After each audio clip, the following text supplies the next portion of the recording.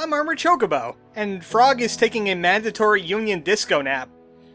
Also, I believe my PC controller has just died, so before I go ahead and go out and buy a new one that's compatible with my PC, I might as well just do this a little bit. I was promising I was going to do it on my Twitter, and sounds like the best time to do it. I'll be going out in a little bit to go shopping. But this is obviously Starbound, and it's my current addiction at the moment. I already played a heck of a lot out of it. I think it's 36 hours in, which seems like chump change for an exploration game, but I'm going to go ahead and mess around a little bit. I wanted to show you some things. This is my ship. It's incredibly ill-prepared. I'm thinking about adding some merchants to the area, so I'm going to be adding some doors here eventually. And I do have a skeleton crew at the moment, only like 4 people. 2 of them are birds, one's a plant person, and the other guy is a bounty hunter human that's not allowed on the ship. What is he doing off his naughty nest? Humans are not allowed. You would let your planet get taken over by hentai. Long story. All of it true. But I wanted to show you some interesting games. Yes, you might be thinking, hey, this looks a lot like Terraria.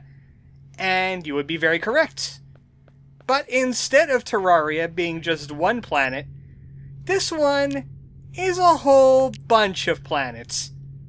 And each of these planets is about the size of a Terraria small map. Look at them all. Just take that in. This is basically No Man's Sky before No Man's Sky. Just saying. And I bet these planets have a lot more going on in them than those 18 Quintillion planets you've heard of. We're still going. This is still all new planets, I'm pretty sure. All of them are different difficulties.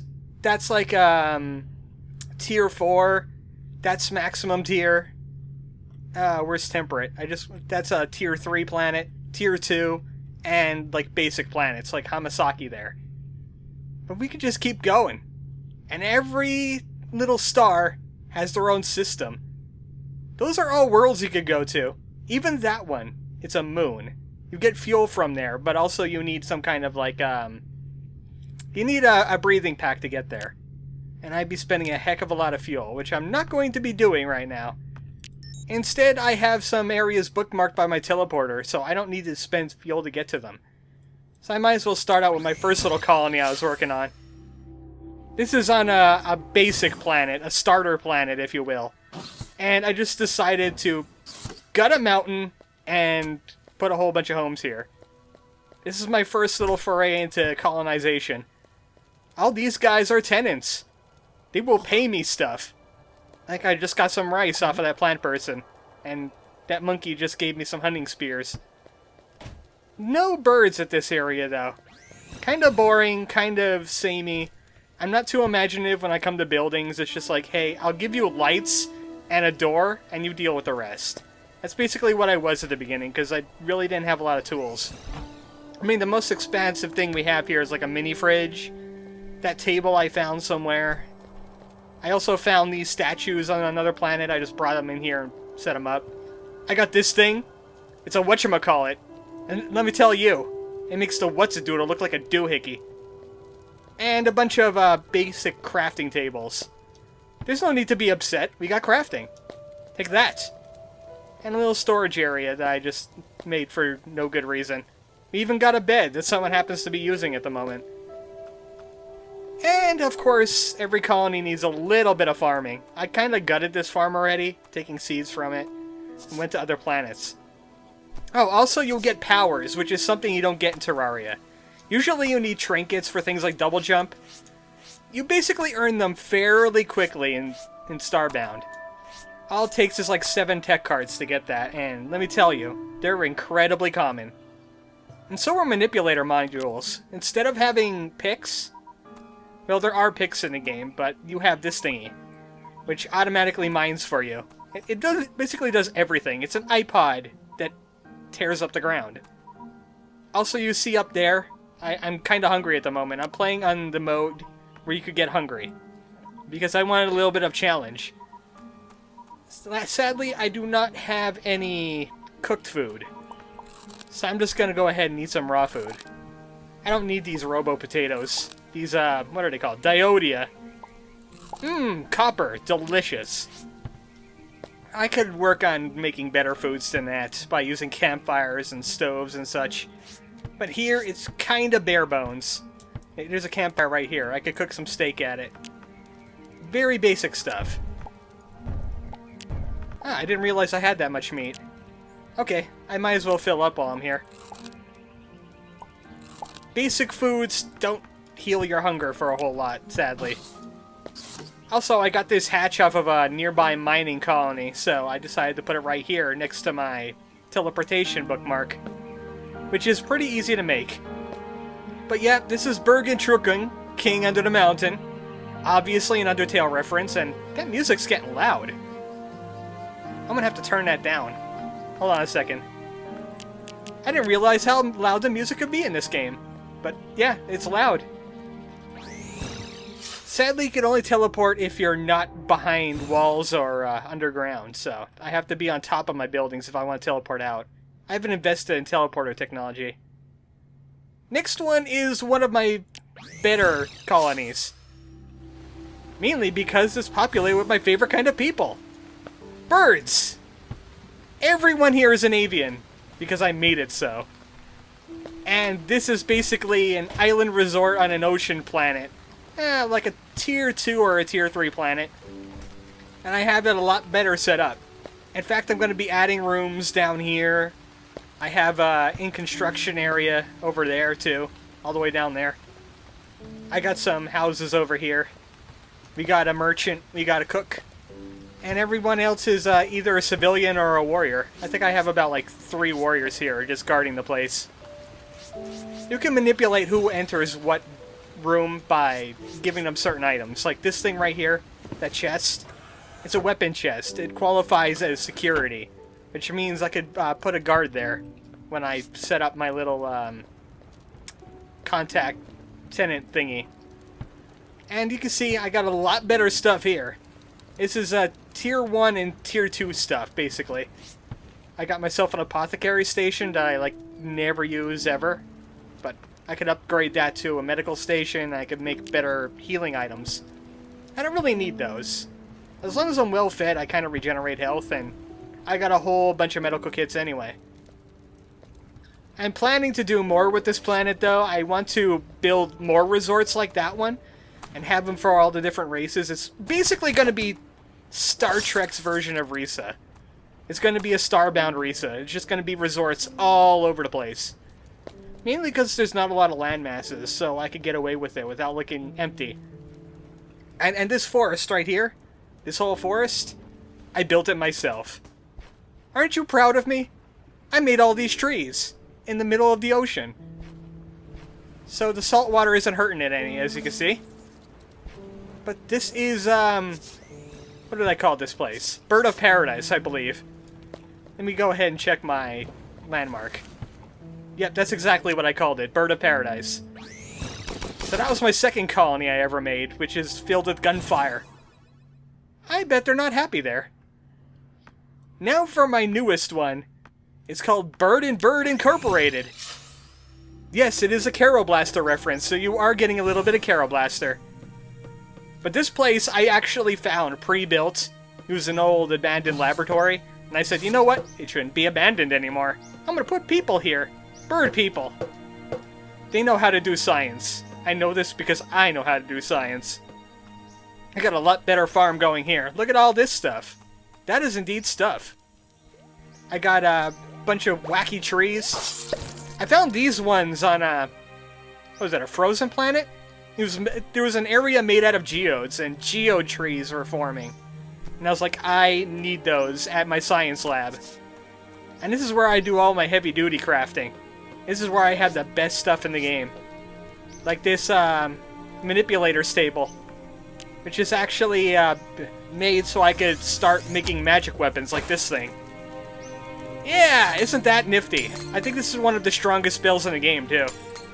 It just forms a whole bunch of bullets. And I got this one, which is a miniature version. It just forms a cluster of bullets. I don't use guns. Well, I do use my time blade that I found on one of the planets. It has some kind of time attack. Sadly, you can't hurt things when they're time influenced, so heck with that. I got some animals down here that I'm farming for materials. Like milks, eggs, and that guy makes static cells. He's weird. And I got a little teleporter because, hey, it's Bird and Bird Incorporated. We need a teleporter set up. I'm going to need some better lighting in this place soon enough. In fact, I think my merchant just used it to teleport about 5 feet backwards. Yeah, not the most practical use of science, but we're using it anyway. Here at Bird and Bird Incorporated. Now, I just ran across something last night that I thought was really cool. I was doing my exploration thing, doing some intergalactic archaeology, as you would call it, and I found an interesting place that I decided to place a flag at. I call it Heaven Under Hell. Also, there's a place called Place. Just simply called Place. It's one of the higher level areas. There's nothing interesting going on there, which is why it has an uninteresting name. But I found this planet. Completely filled with lava. Basically, it's an ocean planet, but with lava. Now, why is there ice here instead of melting? I don't know.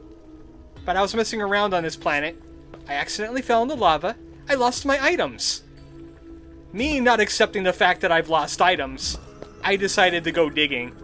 I brought rocks with me, and I just started going down. In Terraria, you usually lose your items if they fall in magma. Not in Starbound. In Starbound, instead, they kind of just sit there and wonder if you're going to come and get them or not. Me? I came to get them. Look at all this lava! It kind of reminds me of that tunnel that leads to Hell Temple, which is why I named this place Hell. And now is the heaven underneath the hell. So, I want you guys to appreciate this fact a little bit. That is lava. That is just a lava all over the planet. All over the surface. Underneath the lava is jungle bricks. And dirt and more jungle. How did that happen? I want to know. I have a degree in both geology and astronomy, and I just want to know how this place is working. How does it operate? Why are the creatures living underneath the lava, and why aren't they dead? I will answer these questions with my sword. So yes, this is very Terraria-like in the fact that you go exploring and enemies come to kill you. Especially that thing. I hate that thing. Whenever it has its tail down, you can't do a lot of damage to it. But once it picks it back up, you can murder it to death. I'm wearing some of the best armor in the game, so even this sword does ridiculous amounts of damage.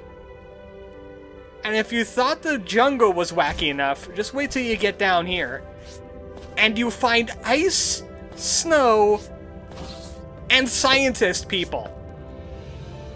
What? What are you doing down here? How did you get under the magma? I need to know this. There's no tunnels leading to the magma. How are you... Get away from me. You're weird. You're weird. How did you get down here? I think you're a figment of my own imagination. What are you doing? This is dangerous for you. This is not where you do science. Ridiculous. Oh, that guy's dead the next time he tries to go back to his house because he can't. I feel bad now. I feel really bad. Where are you going now? Don't go down there, that's a hole. I'm going to solve your problem. You've caused this problem, but I'm solving it for you.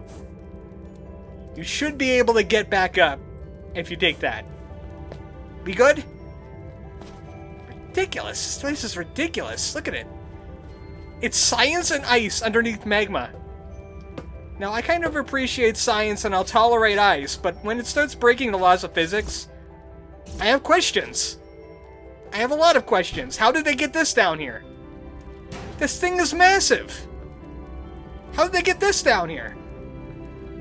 I got questions. No one's answering the questions. And this is the reason why I dug this far anyway. We got that stuff. Oh, that's gold ore. That's not what I was looking for. There's a rare ore that's only on the hardest of planets called Solarium. And that's what I needed to make some of my awesome stuff that I'm wearing right now. That actually kind of makes me look like a chocobo, if you think about it. Even though I am avian under here, let me just take off my helmet. See, I am indeed a bird. The mask has been pulled off. And now it's back on because it gives me tons of armor and energy, which is used to fuel my magic spells. Like this one. I just love this thing. This is awesome. Also, there's a secondary fire to this too that I never use, and I don't even know what it is. Oh, it's a slow zone. It makes things slow inside of it. Even slows me down. Only a little bit, though. It probably consumes less energy, though, but it doesn't hurt anything, so... What good is it? So, I do have some opinions of where this game should go. What I really want to make this thing start beating Terraria, if it hasn't already for some of you guys, is, you know, add invasions, add world bosses. Like, we were able to summon that, the Destroyer and everything in Terraria. Give us some of that stuff to do. Because the only bosses I ran across were storyline bosses, and not much else. And there are some side quest bosses, like, there's a penguin called Dreadwing that you could fight. But I have a feeling that they're really trivial by now for me. I'm looking for some really difficult stuff, like the Moon Lord. So once they start adding that, I think I'll be seeing a lot more track time with this game. Maybe reaching the hundreds of hours mark. Also, events would be nice. I've been playing this game for quite a long time. I haven't seen a single full moon or eclipse or anything like that. Maybe some meteorites could fall on a planet and, like, seed it with a different biome. That would be pretty cool. Like, you're cruising along on, like, a safe planet, and all of a sudden a meteor hits, and there's a flesh biome. And it's really nasty. Stuff like that might happen. As long as it doesn't fall on my colony, so try and keep that in mind. I don't want meteors falling on the stuff I built, because that would really stink. Also, what was I trying to do? Flashlight that thing to death? Ah, rude bird. That is the rudest bird.